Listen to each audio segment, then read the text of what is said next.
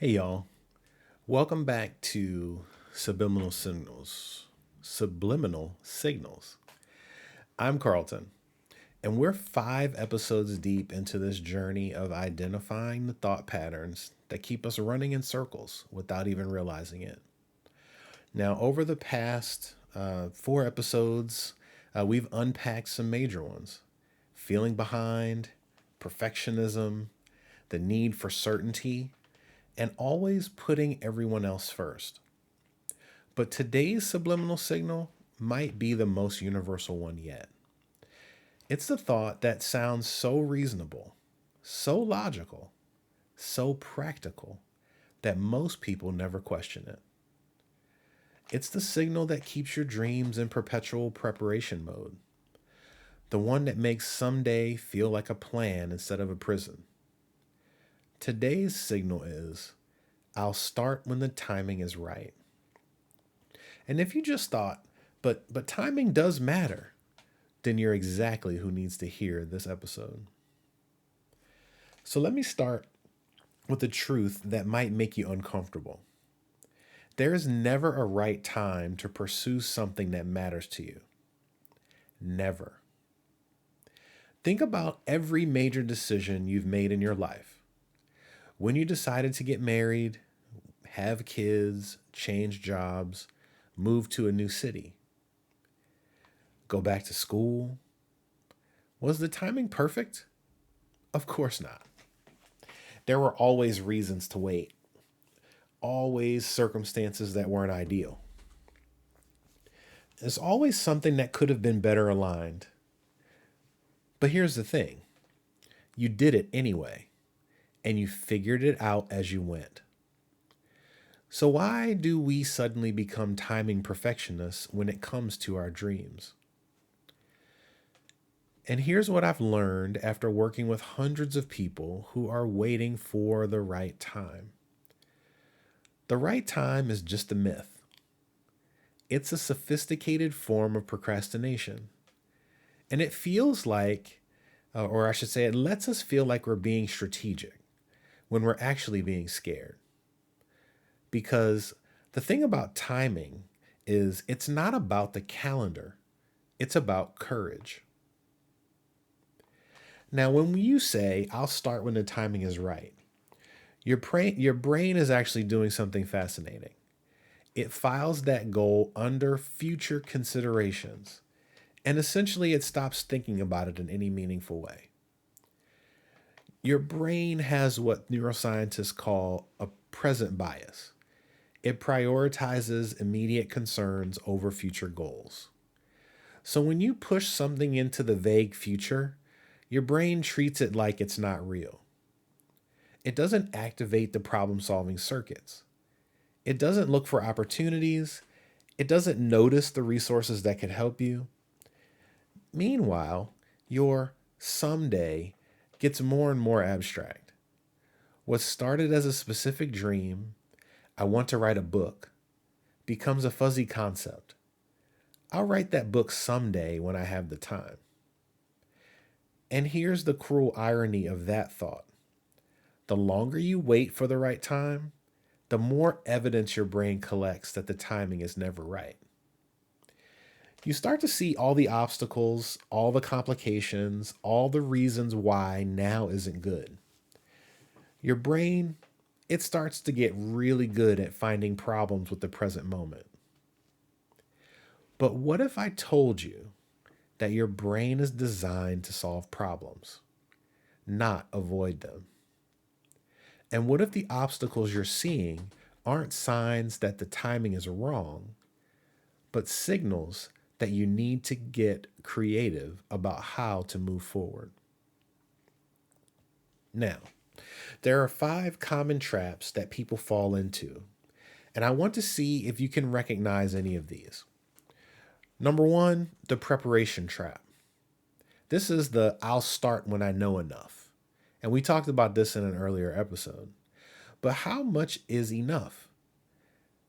This trap keeps you in eternal student mode, always learning, but never applying. Number two is the resource trap. This is the I'll start when I have enough money or time or energy. But those resources don't appear magically.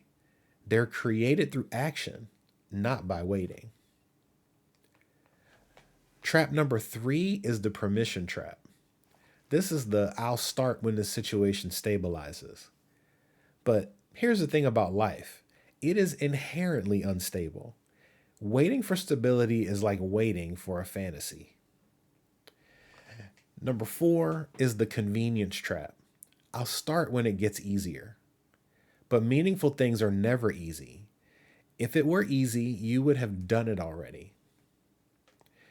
And the last one is the perfection trap. And we talked about this in our episode on perfection. This is I'll start when everything aligns perfectly. But we've already learned that perfect alignment is the enemy of progress. Momentum is what creates alignment, not the other way around. So which of those traps feel most familiar to you? And here's what I want you to understand. These aren't actually about timing. They're about fear. Fear of failure, fear of success, fear of the unknown, fear of being judged, fear of discovering you're not who you thought you were. And that's okay. Fear is normal. But let's call it what it is instead of pretending it's about timing. Because one of the biggest timing myths, is the idea that you need to feel ready before you start. Readiness is not a feeling. Readiness is a decision. Think about becoming a parent. I've got 4. No one feels that they're ready to have their first child. Heck, we didn't feel ready for any of our children. You don't wake up one day and think, okay, now I'm fully prepared to be responsible for another human being. That's ridiculous. But you decide you want to be a parent, and then you learn how to parent in parenting. It's the same as with starting a business, or writing a book, or making a career change, or pursuing any meaningful goal. You don't feel ready and then start. You start and then become ready through the process of doing. I love how the author Stephen Pressfield puts it. The amateur waits for inspiration. The professional acts in anticipation of it. Readiness comes through action, not through waiting. Confidence comes through competence, which comes through practice, which comes through starting before you feel ready. Now, here's something that might surprise you. Imperfect timing often works in your favor. When you start before you feel ready, you bring a beginner's mind to the process. You're more willing to experiment, more open to feedback, more adaptable to what you discover along the way. When you start with limited resources, you get creative.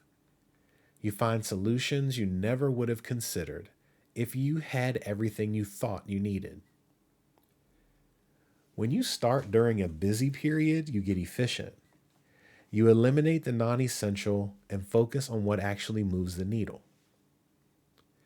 Some of the most successful people I know started at what seemed like the worst possible time. They started their business during a recession. They wrote a book while they were working a full-time job, or made career changes while raising young children. Pursued dreams while dealing with significant health challenges. Not because the timing was right, but because they decided the timing would never be right, and they might as well start now. So here's your reset for this week. Instead of, I'll start when the timing is right, try this. I'll start with the next right step. This reset is crucial because it shifts your focus from the present or from the perfect future to the imperfect present. Instead of waiting for ideal conditions, You're looking for doable actions. And here's how to identify your next right step. Get specific about what you're waiting for. Don't just say better timing. What exactly are you waiting for? Is it more money? Is it more time? Is it more knowledge or confidence? Ask yourself, what could I do right now with what I have? Not what you could do if you had everything you wanted. What you could actually do today, this week, with your current resources. Make it ridiculously small. The next right step should be so small it feels almost silly not to do it. If it feels overwhelming, it's too big. Set a deadline, not someday, not when you feel like it, a specific date and time when you'll take that step. And lastly, and most importantly, take the step. Then identify the next one. Don't try and map out the whole journey. Just take the next step. Then the next, then the next. For example, and this helped me when I was working on my book. Instead of, I'll write the book when I have time, try, I'll write for 15 minutes tomorrow morning. If you're thinking about starting a business, instead of, I'll start the business when I save enough money, try, I'll research one potential client this week. Instead of, I'll change careers when the job market improves, try, I'll have one informational interview this month. The next right step is never about perfect timing. It's all about forward motion. And here's what happens when you stop waiting for the right time and start taking the next right steps. First, you build momentum. Every small action creates energy for the next action. And what feels impossible when you're standing still becomes manageable when you're moving. Second, you gather information. You learn things about your goal, your industry, your capabilities that you could never have learned from research alone. Third, you create opportunities. When you're in motion, you notice chances you would have missed while waiting. And people start to see you as someone who's serious about your goal. Fourth, you develop confidence. Not the confidence that comes from feeling ready, but the confidence that comes from proving to yourself that you can handle whatever comes up. And fifth, you inspire others. When people see you moving forward despite imperfect timing, it gives them permission to do the same with their own goals.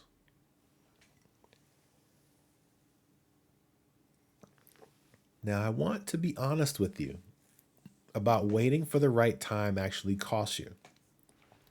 Because I don't think most people realize the true price they're paying. It costs you momentum. Every day you wait, starting becomes a little bit harder. Your goal becomes more abstract, more distant, more overwhelming. It costs you opportunities while you're waiting for perfect conditions. And while you're waiting for those conditions, other people are moving forward with imperfect ones. They're making the connection, they're building the skills, they're creating the things that could have been yours. It costs you confidence because the longer you wait, the bigger the goal becomes in your mind. And what started as an exciting challenge soon becomes an intimidating mountain. Lastly, it costs you time. And time is the one resource you can never get back. Every year you spend waiting for the right time is a year you're not building towards what you actually want. And most importantly, it costs you the person you're meant to become. Because you don't just achieve goals, you become someone different in the process of pursuing them. When you wait for perfect timing, you delay not just your goal, but your growth. So this week, I want you to practice the art of starting. Not finishing, not perfecting, not planning, just starting. Choose one thing you've been putting off because the timing isn't right, and apply the next right step tool. Identify one small action you could take this week, then take it. And notice what happens. Notice that starting doesn't require perfect conditions. Notice that momentum builds momentum. Notice that the biggest obstacle was often just a decision to begin. And notice something else. The timing would never have been right.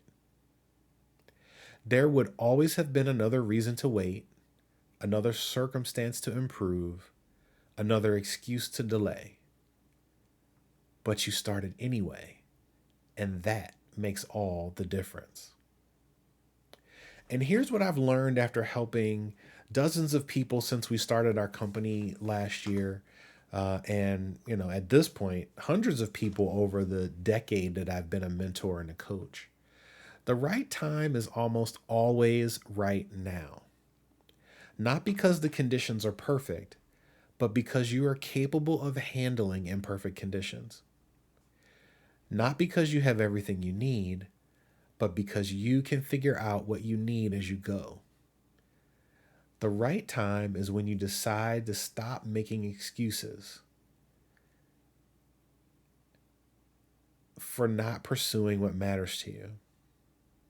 The right time is when you realize waiting for certainty is just another way of avoiding growth. The right time is when you understand that done imperfectly is better than perfect someday.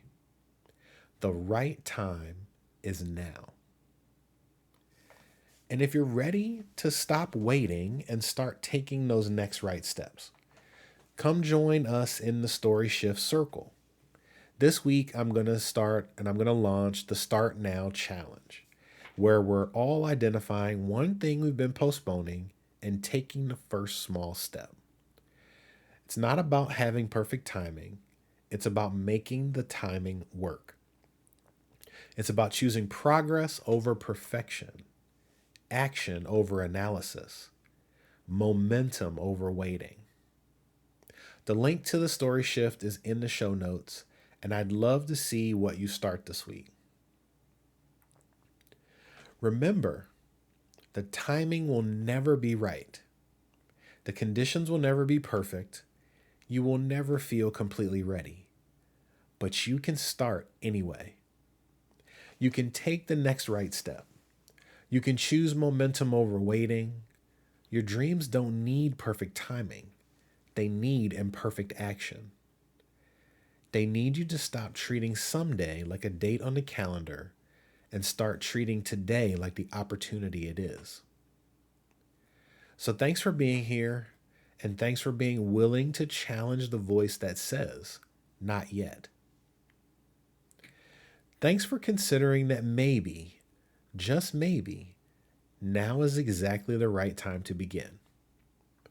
And I'll see you next week with another subliminal signal that's probably keeping you smaller than you're meant to be. Until then, keep resetting, and remember, the best time to plant a tree was 20 years ago. The second best time is today.